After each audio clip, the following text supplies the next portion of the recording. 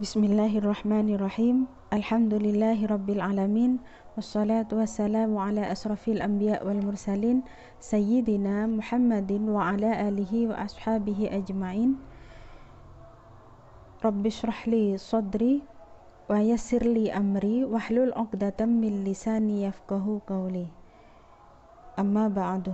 Alhamdulillah anak-anak, kita sudah sampai pada Aqidatul Awam di pembelajaran pesantren Ramadan kali ini di bagian 3. Semoga Allah masih memberikan kesehatan dan ilmu yang bermanfaat.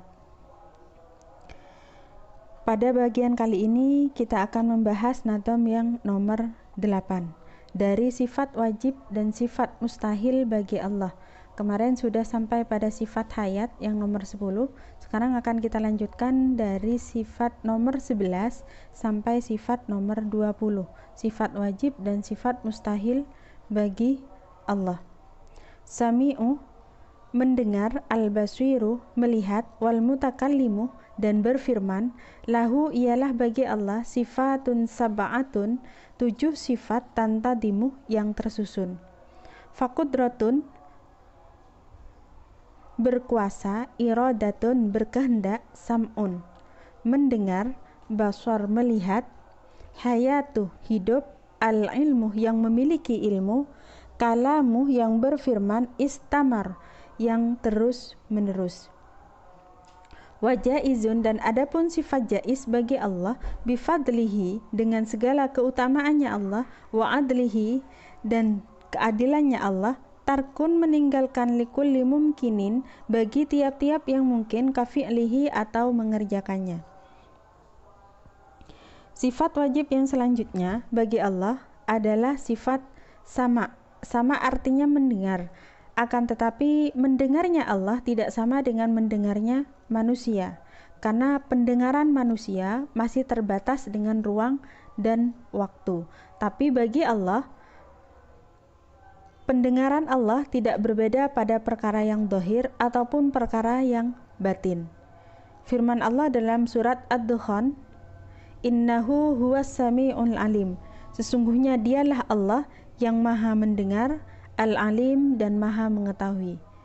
Kebalikan dari sifat sami, dari sifat sama, kebalikan dari sifat sama adalah somamu. Jadi somamu ini artinya tuli. Mustahil bagi Allah bersifat somamu. Artinya mustahil bagi Allah bersifat tuli. Yang 12, nomor 12, basar. Jadi sifat yang nomor 12 adalah sifat basar. Allah wajib bersifat basar, artinya Allah maha melihat. Allah maha melihat segala sesuatu, baik yang tampak maupun yang samar. Bahkan andai kata ada semut yang hitam berjalan di tengah malam yang gelap gulita, Allah pun dapat melihatnya dengan jelas.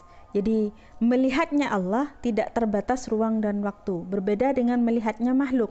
Jadi melihatnya makhluk terbatas dengan indera, terbatas dengan ruang dan waktu. Tapi melihatnya Allah ini tidak ada batasnya. Melihatnya Allah baik yang tampak maupun yang samar. Sesuai dengan firman Allah dalam surat Asy-Syu'ara, Fatiris samawati wal ardi ja'ala lakum min anfusikum azwajan wa minal an'ami azwajan yadra'ukum fihi laisa kamitslihi syai'un wa huwas samiul basir. Artinya pencipta langit dan bumi, dialah pencipta langit dan bumi. Dia menjadikan bagi kamu dari jenis kamu sendiri pasangan-pasangan, dan dari jenis binatang termasuk pasangan-pasangan pula. Dijadikannya kamu berkembang biak dengan jalan itu. Tidak ada sesuatu pun yang serupa dengan dia, dan dialah Allah yang maha mendengar lagi maha melihat. Kebalikan dari sifat basar adalah sifat umyun. Umyun artinya buta. Jadi Allah mustahil bersifat buta. 13 kalam. Jadi sifat wajib bagi Allah yang ke-13 adalah kalam. Kalam artinya Allah itu maha berfirman. Namun firman Allah tidak sama seperti perkataan manusia yang terdiri dari suara dan susunan kata-kata. Firman Allah tanpa suara dan tanpa kata-kata.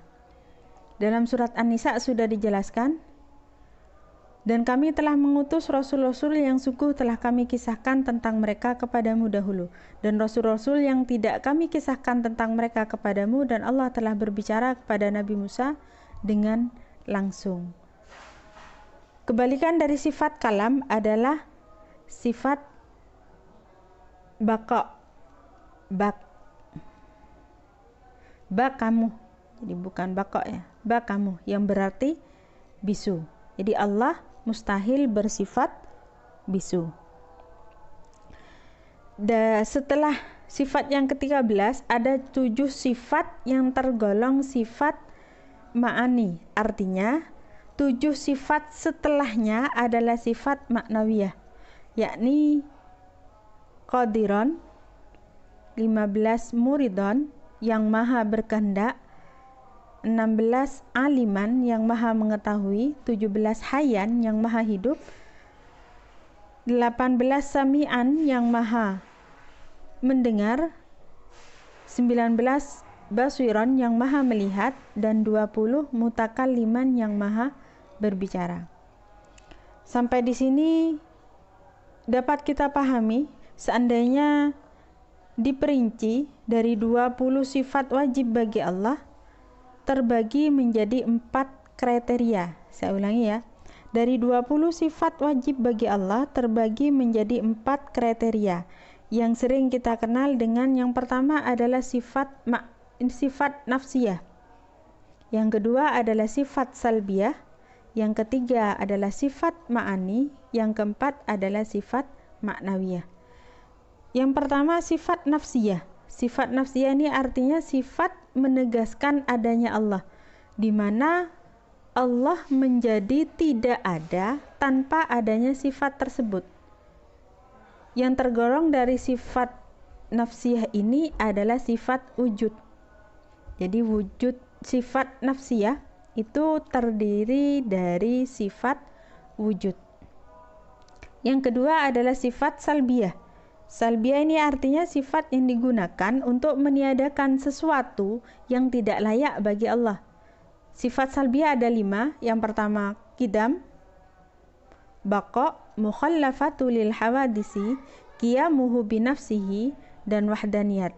Jadi sifat salbiyah di kriteria yang kedua, sifat salbiyah itu ada 5.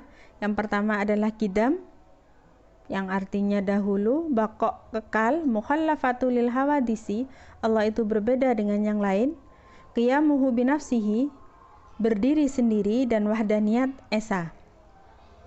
Yang ketiga, kriteria yang ketiga adalah sifat ma'ani. Sifat ma'ani artinya sifat yang pasti ada pada zat Allah. Jadi ma'ani sifat yang pasti ada pada zat Allah. Terdiri dari 7 sifat. Yang pertama kudrat, iradat, ilmu, hayan, sama, basor, dan kalam. Yang terakhir adalah sifat maknawiyah. Maknawiyah ini adalah sifat mulazimah. Artinya menjadi akibat dari sifat ma'ani. Jadi maknawiyah ini mulazimah dari sifat ma'ani tadi. Tadi ma'ani itu sifat ma'ani terdiri dari 7, kudrat, iradat, ilmu, hayat, sama, basor, kalam. Sedangkan maknawiyah adalah mulazimah dari sifat yang 7 tadi. Apa saja? Sifat mulazimah dari kudrat adalah kiradat, iradah adalah muridon, ilmu aliman, hayat menjadi hayan, sama sami'an, basor basiron, dan kalam mutakal liman. Jadi itu adalah sifat wajib bagi Allah. Ada 20 sifat wajib bagi Allah dan ada 20 juga sifat wajib bagi, sifat mustahil bagi Allah. 20 sifat wajib dan 20 sifat mustahil bagi Allah. Selanjutnya, 1 sifat jaiz bagi Allah. Jaiz ini adalah sifat yang boleh dengan anugerah Allah dan keadilannya. Jadi artinya tidak ada satupun kekuatan yang dapat memaksa Allah, karena Allah itu memiliki hak penuh untuk mengerjakan dan mewujudkan suatu perkara.